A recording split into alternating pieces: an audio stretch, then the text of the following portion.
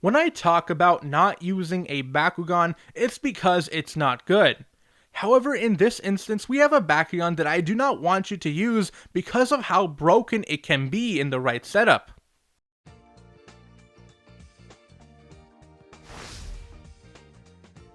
The Aurelus Dragonoid Ultra and Aquos Howlkor Ultra Baku-Gear pack was released in Wave 1.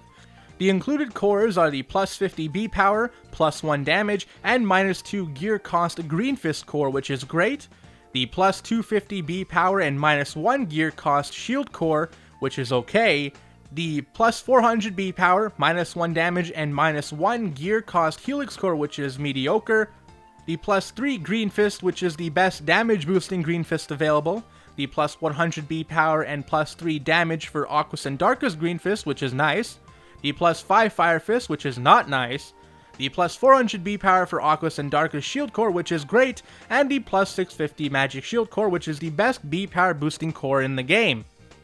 The included cards are the 5-cost Aquos Gear card Aqua Greaves, which gives the equipped Bakugan 200 B power and 4 damage, as well as 4 Frost Strike, which is okay, but for the price, even after gear reduction, I wouldn't use it. The 2-cost Haos Gear card Bolt Bow, which gives the equipped Bakugan 100 B power and 2 Frost Strike, which is pretty nice since it can be played for free on a gear reduction core. The 3-cost Darkus Gear card Dark Helm, which gives the equipped Bakugan 200 B power and 2 damage, which is okay, but there are better gears out there. And the 5-cost Aurelus Gear card Silent Spears, which gives the equipped Bakugan 500 B power, which for the cost I would look elsewhere. Now on to the Bakugan. First up, Darkhydrus. This Bakugan has a core lineup of Shield and Fist, which isn't good, and the stat line of 405, which again, isn't good.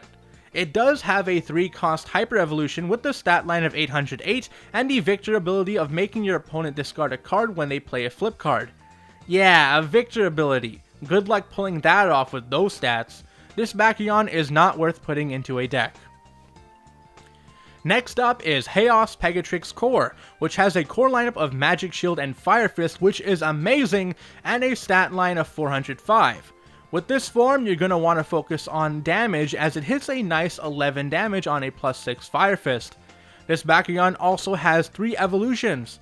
First up, the 2-cost Hyper Evolution with the stat line of 707 and the Empower ability of paying an additional 3 energy when playing the evolution to draw a card, which is not worth doing at all. Next is the 5-cost Titan Evolution with the stat line of 1007 and the Trifecta ability of being able to be played for free if you have 3 or more cores attached to your Bakugan, which is really good. It's the same effect as Ventus Maximus Dragonoid, and while not as good in stats, is still pretty good. The biggest issue is that it's a blind box exclusive, and even if you do pull it from a blind box, you only get 1 copy of it. So this is incredibly hard to get. And finally, the 5-cost Diamond Evolution with the stat line of 712 and no effect, which for the cost isn't worth using. If you can get a playset of the Titan Evolution somehow, this Bakugan is pretty solid, especially with its core lineup. I would recommend putting this with the likes of Darkus Vampirian Ultra and Aquos Hydorous Core for Haos Sync, which with how the Titan Evolution is, which will pretty much just be like playing with Ventus Dragonoid, but with less stats and a different faction. The Titan Evolution is only just a rare, so it could have been a budget alternative to Ventus Dragonoid, but unfortunately, it just had to be stuck in a blind box. Now on to the Ultras. First up, Aurelus Dragonoid Ultra. It has a nice core lineup of Green Fist and Helix and the stat line of 501 and the effect of gaining 6 damage when on a Helix core. You're gonna want to use this Bakugan for a damage play, as when on the minus 200 plus 5 Helix core, this Bakugan is at a respectable 12 damage, which is great for damage wins plays. Aurelus Dragonoid Ultra has a 2-cost Hyper Evolution with the stat line of 801 and the effect of gaining 11 damage when on a Helix core, meaning a total of 17 damage, which is pretty spicy, but honestly you would probably find better results ignoring the evolution completely.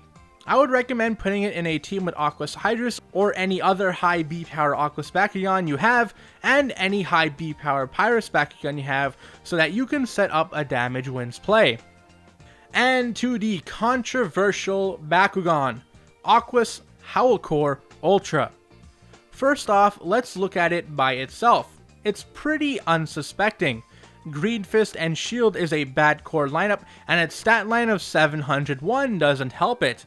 It has a 7 cost Hyper Evolution with the stat line of 1510, and the Victor ability of drawing a card for each Baku-Gear you have in play, which, first of all, this evolution is too expensive to consider. However, let's take a look at its epic character card, which adds the effect of allowing you to draw a card whenever you attach a Baku-Gear to it. This is where we get our problem. This is an effect that can be exploited to cause the game to end in one turn. That's right, one turn. The combo uses the Bakugan Aquos Howlkor Ultra, Haos Feral Core, and Pyrus Howlkor Core. The combo is starting the game inflicting 2 damage to your opponent with Pyrus Howlkor, and then rolling Haos Feral to get its effect to reduce the gear cost by 1, and then re-rolling it at least once to get a permanent 2 gear reduction cost for the turn. Plus, with the combination of gear reduction cores, you can add pretty much any gear onto Aquos Howlkor to take advantage of its effect of drawing a card whenever you add a gear onto it.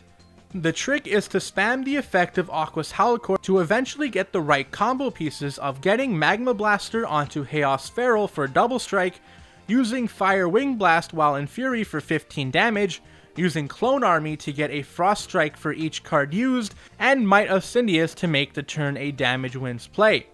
The problem is, with the right combination of gear cards, this has a very high chance of being done in turn 1. This is bad because it's very unlikely your opponent will be able to stop the Might of Cindeus play, because they will need at minimum 2 energy to negate it. This isn't even the first iteration of this combination.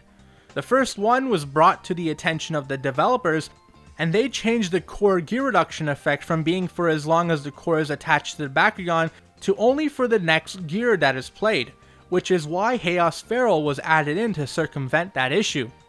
All in all, the fact of the matter is, with Aquos Howlkor Ultra still being allowed to be played, this game is in a state that can be a detriment long term.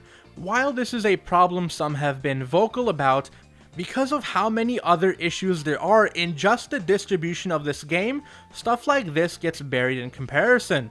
There is a counter, however, the 5 cost hero card Leah, Calm and Collected, which makes it so you can only take a maximum of 5 damage from a Bakugan attack. However, this is a counter only Haos can use, and is incredibly hard to find as it's only available in a blind box, which isn't good.